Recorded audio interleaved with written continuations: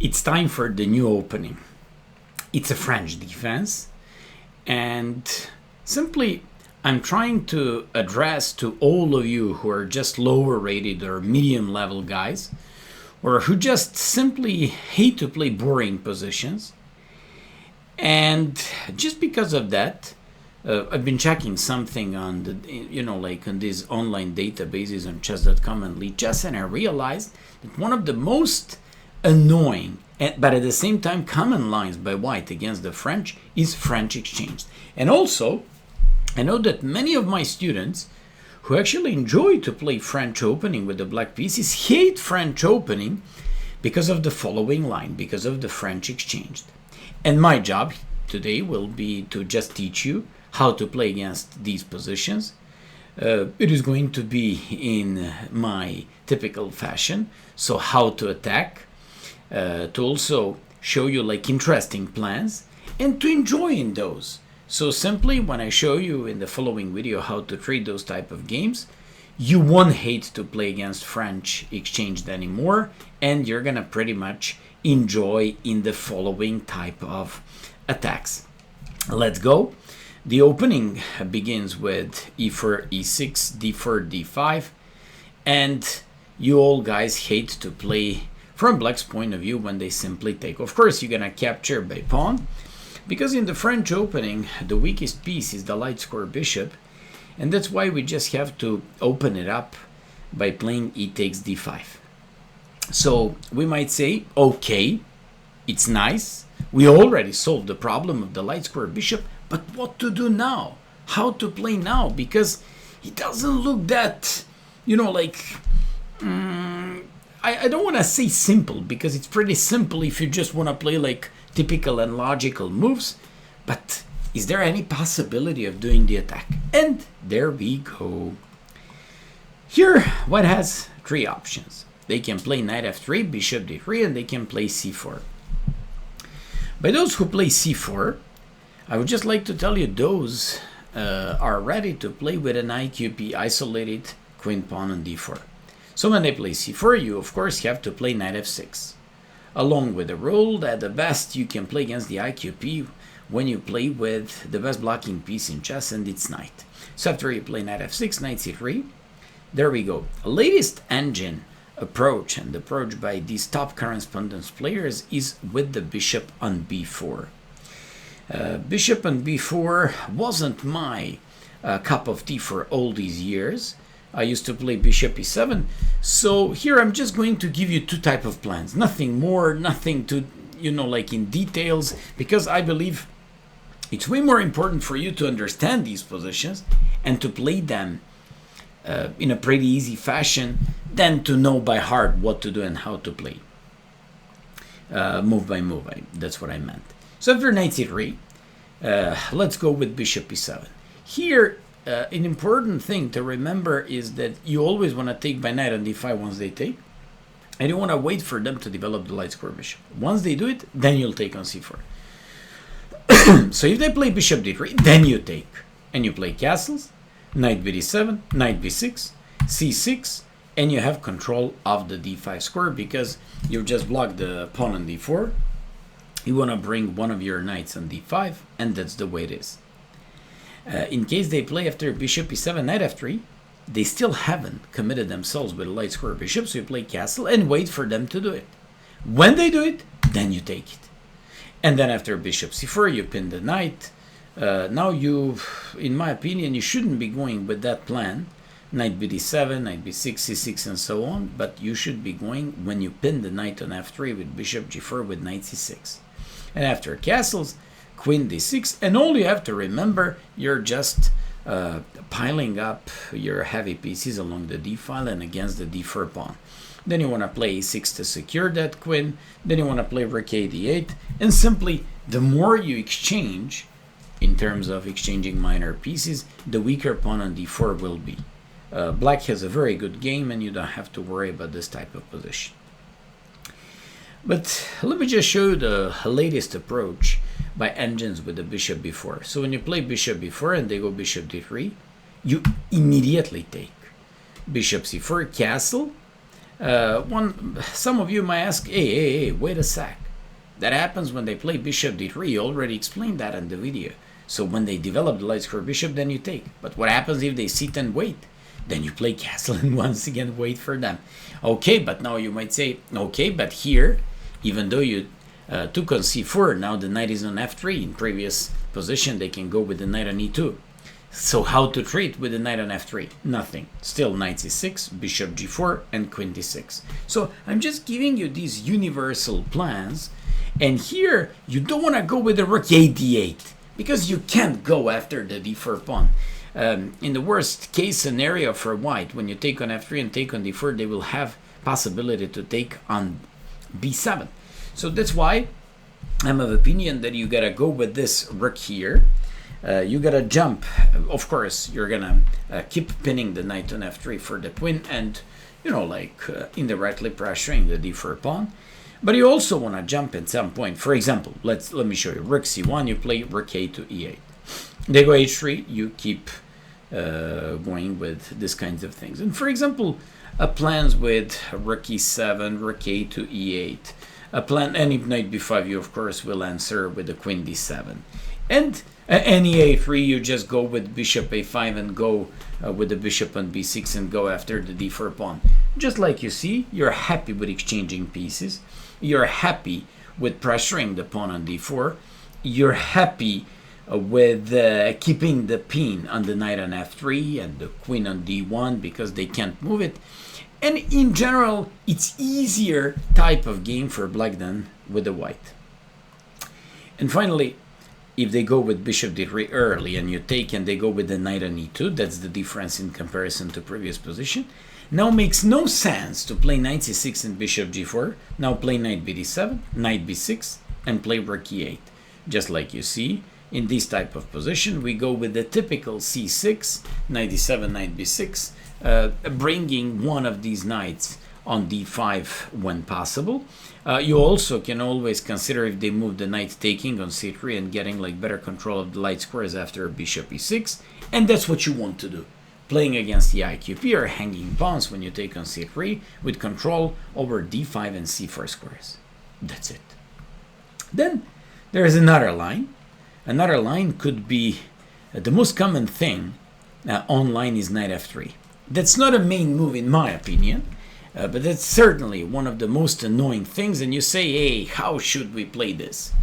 Now I just have to disagree with lots of authors of the books and chess coaches, because many of them say, Nimzovich, my system, I don't like it, I believe it's outdated and blah blah blah. No guys, I highly disagree with that. And for example, Nimzovich gave like the fundamentals about the positional stuff, and especially in the French defense, because he was a big representative and player of the French defense himself. And in my system in practice, he, for example, covered and analyzed like 10 to 15 interesting games in the exchange variation, where he came up with the plan that I'm about to explain you. So if you want to get like a better understanding of the French exchange, throughout the book My System in Practice, written by Aaron Nimzovich, be my guest, read it, do the analysis of those books, do it over the board, and you'll see how it's going to affect your chess in the most positive way. Why?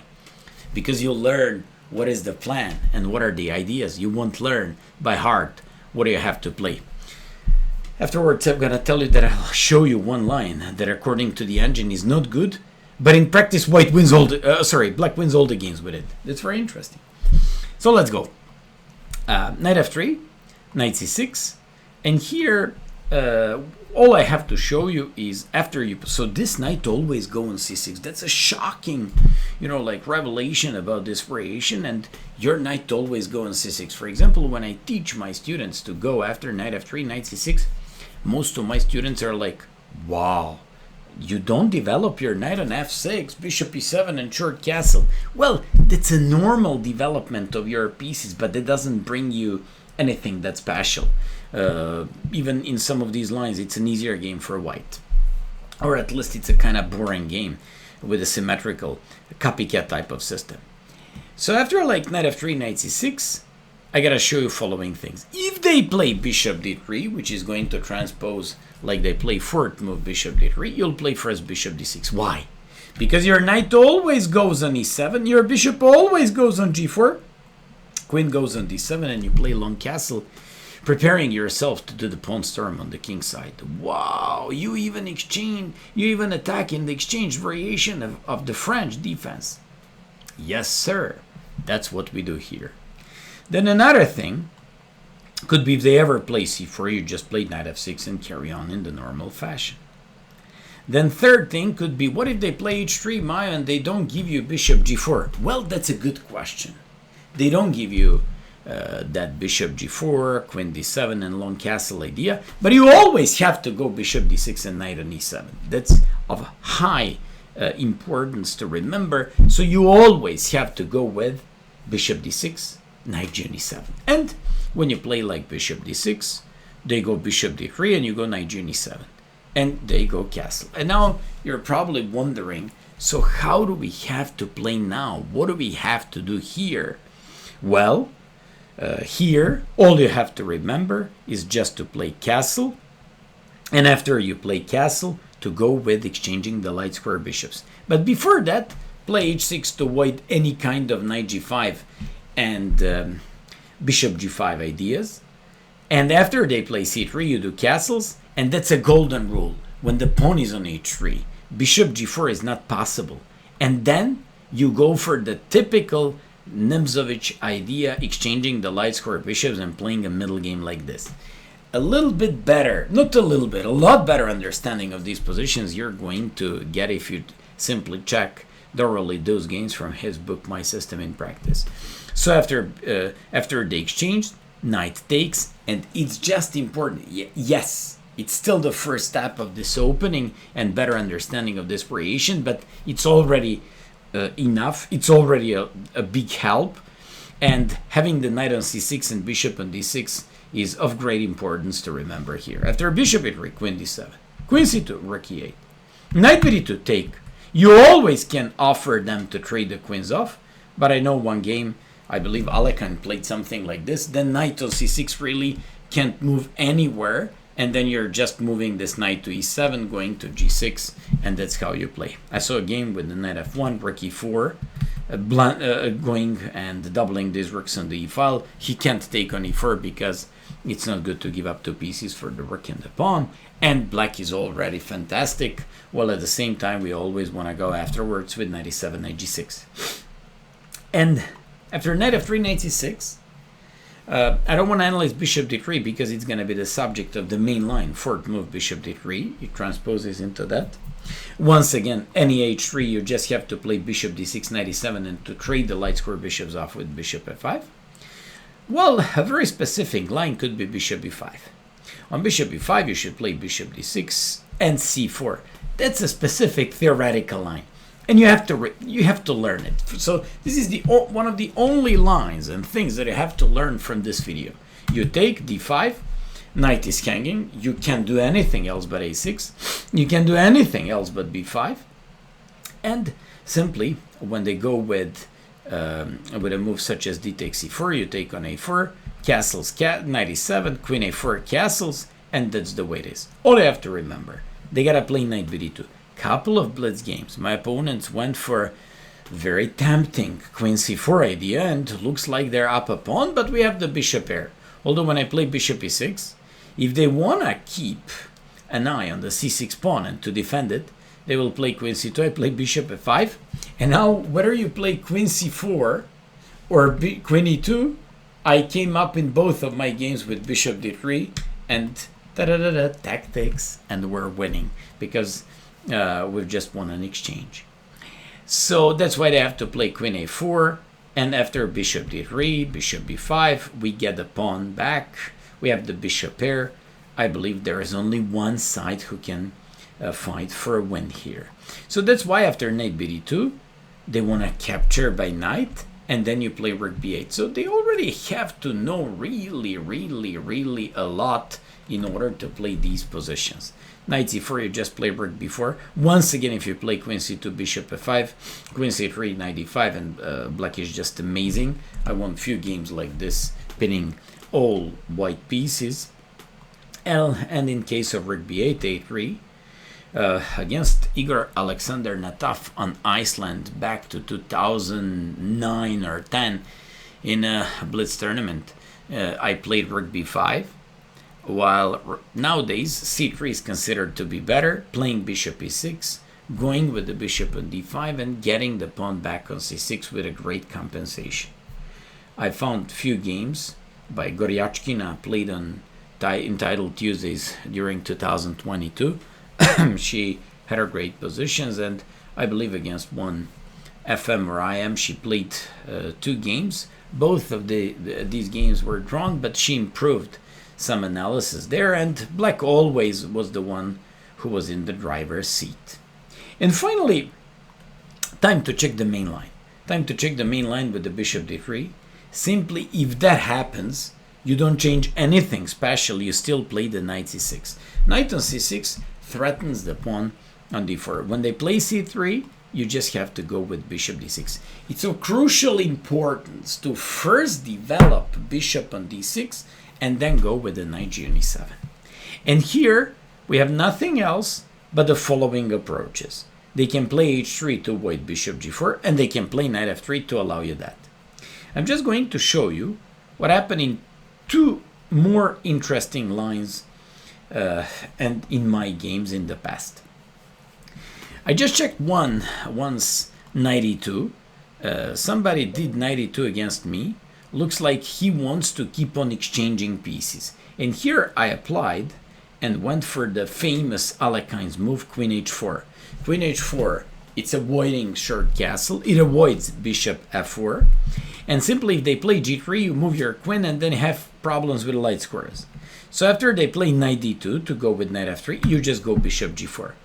This is famous game of Alekhine against, I don't know who was black in that game, but I just remembered that this is how he kind of solved his problems, and somehow they have lots of problems. When they play knight f1, my plans, my ideas remain the same. I want to go knight g7, and at some point, if you force me, I'll always exchange the light square bishops, and that is always going to be good. But you play knight e3, now I can play bishop f5. I gotta go back, queen c2, I play long castles, bishop d2, I put the king in safety on b8. You say, okay, I'll play g3, kicking the queen away, queen f6, f4, and now g6. And just like you see, controlling the light squares, and eventually a guy, Jorhus from Norway, played like this, played knight a5, played knight c4, and afterwards he just swapped off the light square bishops like this, brought the knight on f5, and had an amazing control of the light squares. Fantastic game, and went on to win the game.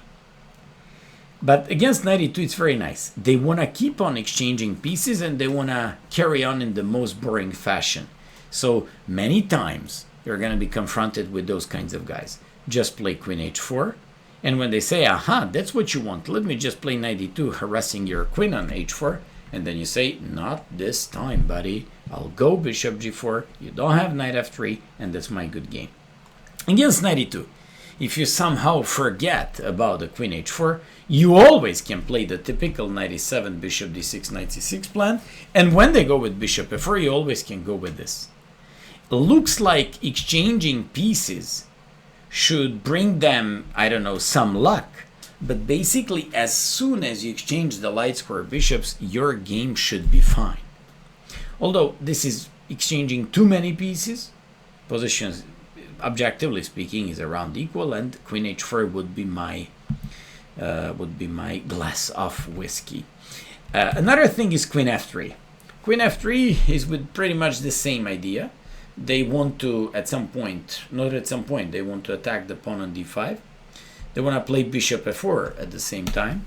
So bishop e6, that's what Richard Ruppert played. And after knight e2, threatening both bishop f4 and knight f4, queen d7. So now, if you play knight f4, knight g7 is just enough. You can give it up for the queen. Then you can even capture by pawn and break in the center with e5 like this, and then queen on f-file. Possibility to attack to break in the center with e5 is pretty good for us. And in the case of h3, you just say, okay, I was watching the video of that guy, the butcher. He just says play knight e7 and play bishop f5 at some point. In Rappert's game was bishop f4. Rappert captured, played g5, knight e6 f takes e6, broke with e5, and went on to crush his opponent playing like this. So just like you see, Rappert had a great game and beat Grandmaster Horvat in a pretty nice fashion. Knight f4, king b1, queen a4, played rook e8, d takes c4, came up with knight e2, and won the game very easily. Just like you see, in all these positions, we're just applying one of the main ideas exchange. We're not avoiding, we're not afraid of exchanging pieces, and we're just doing it in the way we should be happy with. And finally, those who play h3.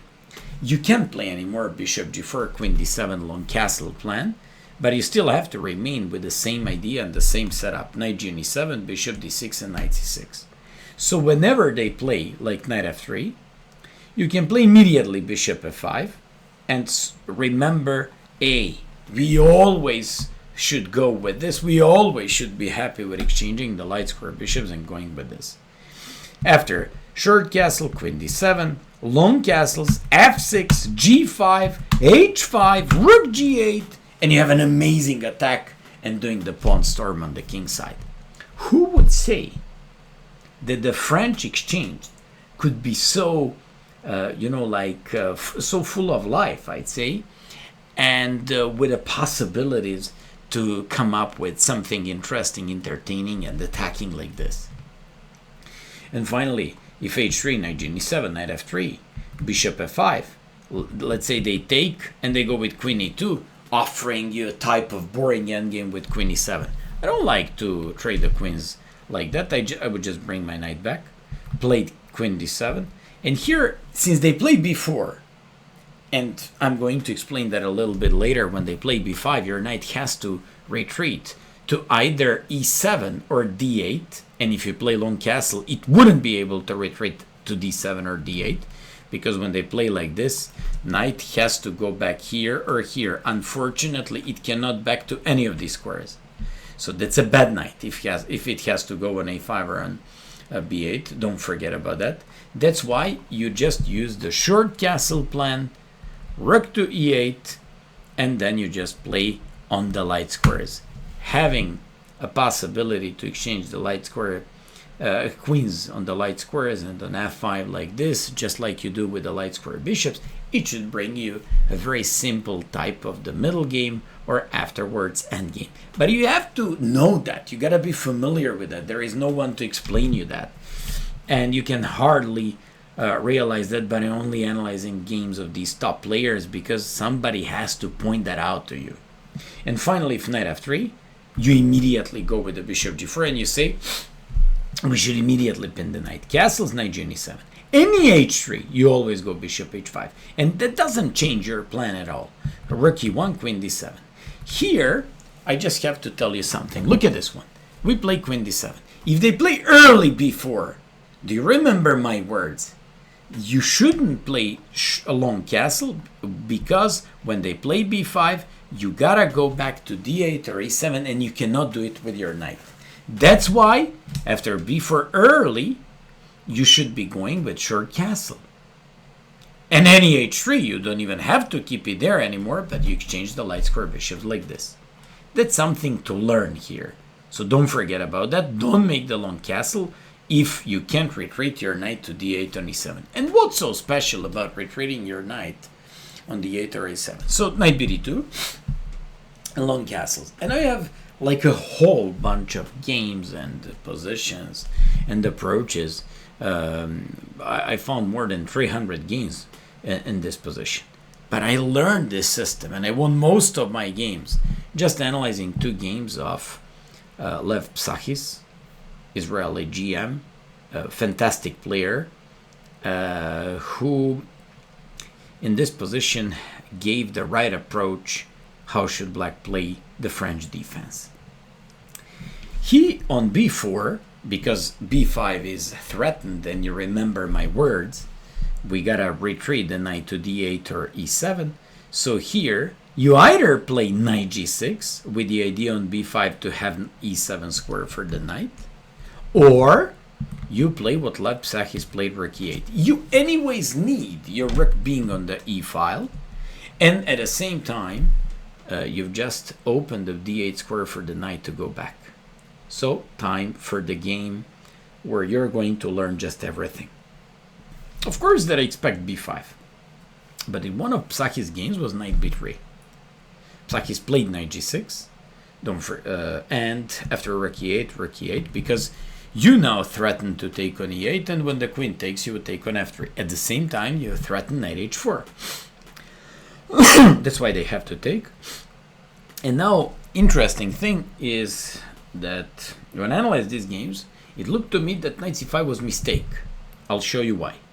And I was always wondering, could he play h3? Well, looks like h3 is just the right moment for white to somehow get rid of all these threats and pins. But tactics, you go with this one, you threaten here, you threaten bishop f3, g takes f3, rook e1, queen e1, knight f3, fork. They take and you take.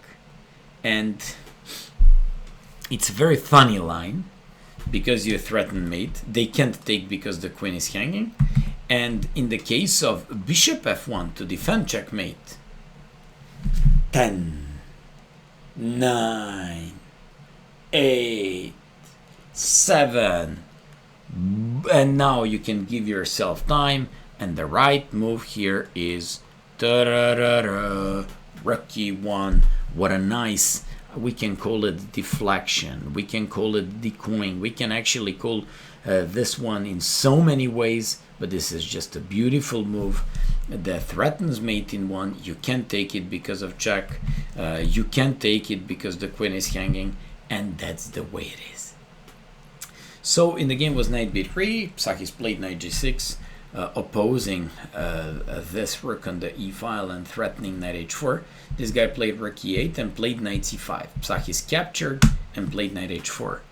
It's very interesting that in the game was bishop g5, Psakis, bishop g5, Psakis took on f3, played rook e1, forcing the queen to take, and when the queen took, he just took on f3 and got into completely winning position. It's very interesting that a couple of my students, when I taught them how to play against French exchange, asked me, but Maya, what do you play against bishop e2?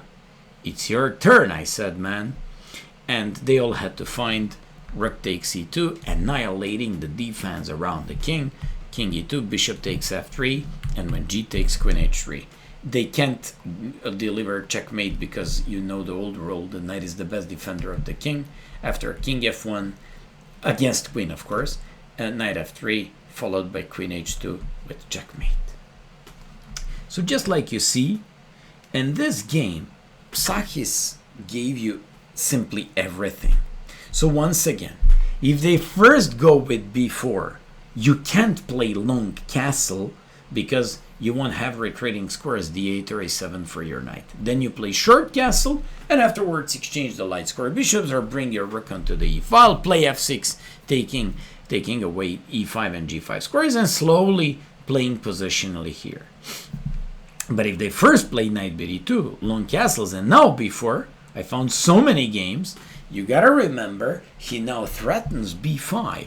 We gotta retreat the knight to d8 or e7, and the best is just to play rook e8, opening the d8 square for your knight to go back. And now we just have to check another game between Holmov and Psakis. b5. Now you see why did we play rook e8, because now we're gonna bring the knight back to d8 all the way there. Afterwards, this knight is gonna get back into the game via e6, while another knight from e7 goes on g6. Queen a4 threatens the pawn on a7. Psakis played king b8, defended, and played bishop a3. Looks like he's connecting his rooks on the back rank, exchanging the defender and controller of e5, and everything seems to be looking fine. Psakis played f6, the one that I like a lot and that prevents knight e5. And after bishop d6, queen d6, played rook to e3. Psakis brought the knight back to c8, avoiding any kinds of b6 ideas afterwards. So after like knight here, rook a2 captures, playing queen d7 in order to bring the knight back to d6. Simply, I adore his style, and somehow he was playing chess in such a simple way. And this is the most difficult part of chess, when you can play chess like this and simply outplay your opponents. For example, like Smyslov, Botvinnik, Magnus Carlsen, nowadays Kramnik. Queen d1, g6, a4, knight f7, knight b3, b6, limiting knight on b3, taking on f3, making the rook being pretty weak and stupid, taking on c4, taking e5, bringing one of the knights on d6, undermining these pawns like this, playing queen e8 against both weaknesses, and eventually he won the game. And all things considered, I showed you the most simple plans. I showed you the two games of my favorite French player, Lev Psakis, and let me just finish with one of his favorite games in this line. So he played knight g7, and his opponent in the game played h3. Psakis played bishop h5 as I taught you. Rook e1, you always can now question yourself, what should I play? Give yourself like candidate moves, and then if you said queen d7, you answered in correct fashion. a4 threatens nothing. Psakis played long castles. This guy played a5, threatens nothing special. He played f6, giving himself possibility to go with g5 and the pawn storm on the king's side, especially considering the fact that the pawn was on h3, and when you push g4, it is going to accelerate your attacking chances. Well, at the same time, they can jump on e5. So after b4, Psakis played rook d on e8. He played this game against Kochiev, another great player at that time. b5, knight e8, bringing the knight back, going to e6 and f4. Knight b2, Psakis plays knight g6 to go knight f4. Taking, and this guy plays queen c2. He just wants to go with some cheapos. Bishop f5 like from bullet games. Psakis plays knight f4, bishop f5, and plays knight d on e6. b6, this is interesting. I always teach my students either go first with a6 or first take c takes b6, a takes b6, and play a6. He decided to go with a6. The guy played c4. Psakis kicked the bishop away. Recapture by queen. I can all of a sudden see some threats. On c5 you have knight e2 and knight e4. You can't take it because of delivering checkmate on the back rank. So in the game was c takes d5. Psakis played knight takes h3. G takes, queen h3, and you can't stop the mating attack. All I can tell you after this lecture, your life in the exchanged French should be zillions of times easier in comparison to the past. I believe from now on you're going to enjoy in all the variations, plans, and stuff that I gave you. And please let me know how did you like this video. Thank you so much for following the channel, and keep coming with donations. Thank you. Bye bye.